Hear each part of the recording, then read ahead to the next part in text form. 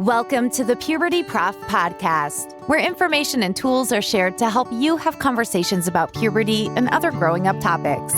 Here is your host, Lori Reichel, the Puberty Prof, a nationally recognized health educator, author of the award-winning book, Common Questions Children Ask About Puberty, and creator of the Talk Puberty app.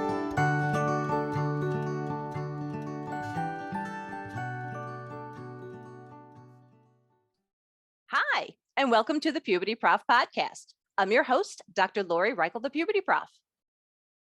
For the fall series of the Puberty Prof podcast, I'm focusing on the National Sexuality Education Standards. We had one episode already with Nora Gelperin, who did an overview of the standards and why they were created, how they were created, etc. Today's episode is going to focus on one topic strand of the National Sexuality Education Standards, and that topic strand is anatomy and physiology. To help me out, I have invited Tess Vanderhaeghe, who is actually from, not this country, but from Canada. And I'm really excited to have her here. A little background about Tess. Tess is the person behind Yes Tess, Tess. And she offers inclusive, evidence-based, and sex-positive information in health education. So thank you so much for being here today, Tess. And do you mind saying hi to our listeners today? Hi, everyone. Thank you, Laurie, for having me today. Oh, it's a pleasure. It is such a pleasure. Would you mind telling everybody what your background is? Sure. So I live in Canada. I live in near Vancouver. And originally, I'm from Belgium. So I grew up in Belgium. I grew up in Europe. And I've always been amazed about how bad sex education was. Like I traveled and I talked to people, and it seems like everywhere around the world, like people didn't have really good sex education. So I've always been very fascinated by it. So I got a master in gender and sexuality. And then when I moved to Canada, I work with youth and youth programming, and I always found it really interesting. I love working with youth, and I wanted to keep doing more sex education specifically. So I got certified as a sexual health educator with an organization here that's called Option for Sexual Health that does a lot of that. And I've been working as a sex educator since 2020. Yeah, that because mostly online at first, since 2020. And yeah, that's been great. I work a lot in the Francophone schools because there's a few French schools around. I do it in English as well, but mostly in French. And I love it. Wow. Thank you again for being here. And I love hearing your background. And feel free to pass on any personal questions that I ask. I have that rule in the classroom. You have the right to pass, but I'm just curious because you had said you had an interest in, like sexuality and why don't people talk about it? When I was a kid, I was the one that looked up words in the dictionary. And I wasn't sexually active as a teenager, but I was curious. Would you say, did you have like a similar background? Like, was it just a curious thing? Yeah, I was curious, but also I guess at least like at home, I would say like my mom was quite open to it. So it didn't seem like it was a taboo conversation, at least with my mom. So, and I was confused of why it seems to be taboo for so many other people. Mm-hmm. And then when I started being sexually active towards the end of high school, I came back and I was like, why is no one talking about this? Feels like no one told me what to expect. Like I was really surprised about a lot of things that happened. And not in a negative way, but just as in, why is no one discussing it? Why is no one exchanging ideas or advice or like way to make it more pleasurable or better? Thank you for sharing that. And to me, because it was taboo, I think I was more curious. And I thought it was funny when people would try to avoid it. And I was like, but this is a natural thing. And to me, I would hope that the people that conceived me enjoyed what they were doing, that was consensual, because I'm here and I appreciate that I'm here. So let's jump to the National Sexuality Education Standards. And you're on today, Tess, to talk about that anatomy and physiology. And what I'm going to do for our listeners is I'm going to put a link to the standards and I'll tell them what page they can go to for what we're referring to. So I believe our page is 42. And how it's broken down, if you've never seen this document, those of you listening in, it's broken down by topic areas and grade sections. So one section will read by the end of the second grade. So that's for K to 2, people in grades K to 2. That doesn't mean we teach everything in kindergarten, but it's spread out during that time.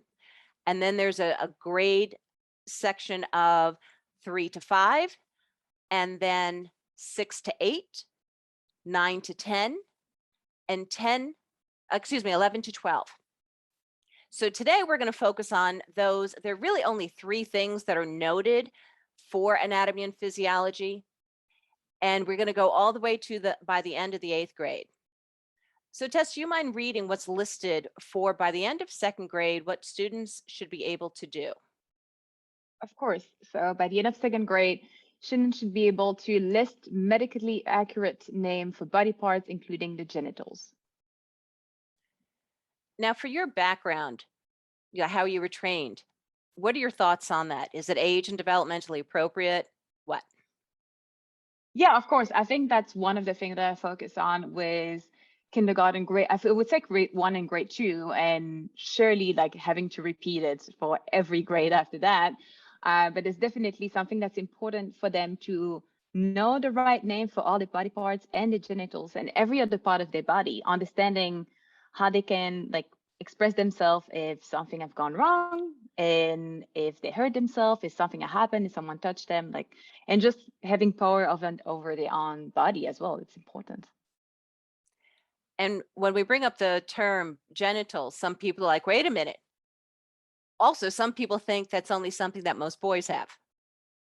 But we all have genitals. And what are some of the terms that you've taught kids, younger kids, up to the 2nd grade? Well, so we talk about we go over the whole body, and usually what I would do is like I just use a doll, and then we see that people have nipples, so we talk about the word nipples. We go over the belly button, we go about the bottom, we go about the anus as well, and then we talk about penis, the scrotum. Understanding the scrotum is like that little skin outside, and the testicles are inside. And then we talk about the vulva and how often kids, if they know a scientific word, they tend to say vagina.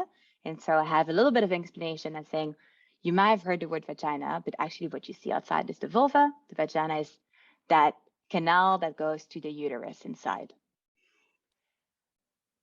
I tell my future teachers to feel comfortable saying these words, to practice if they haven't practiced, because I've heard some of them just laugh the first time they hear the word like vulva or vagina, and or not the first time, but in class when we say it the first time.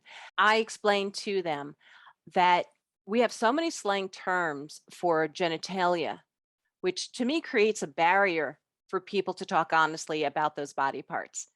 And to me, children, when we start using slang terms, it's telling them that we don't feel comfortable. And so we don't have all these slang terms for ears, but we have them for penis or for the vagina. What are your thoughts on that? Yeah, exactly. I think not having the right name and kids not understanding, not knowing what the right name is.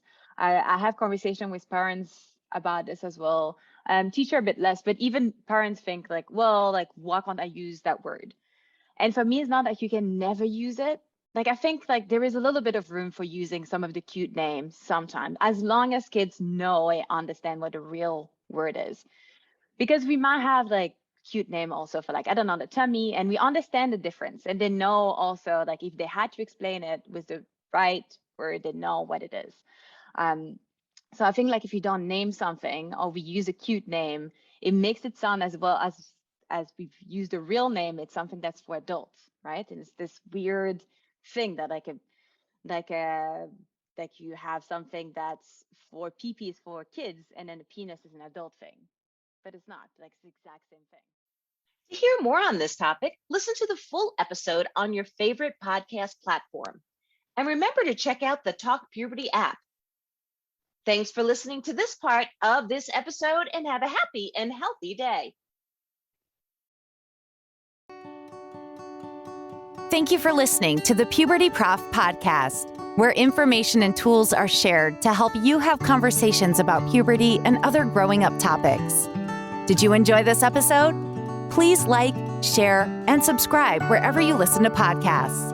You can also follow the Puberty Prof on Twitter or Instagram. The Puberty Prof, Lori Reichel, wants to hear from you. Go to pubertyprof.com or click on the link in this episode's description. There you can find more information, as well as ask questions to be answered by the Puberty Prof in a future episode. That's pubertyprof.com. Also, remember to check out the Talk Puberty app and the book, Common Questions Children Ask About Puberty. Until next time, this is the Puberty Prof podcast, where information and tools are shared to help you have conversations about puberty and other growing up topics.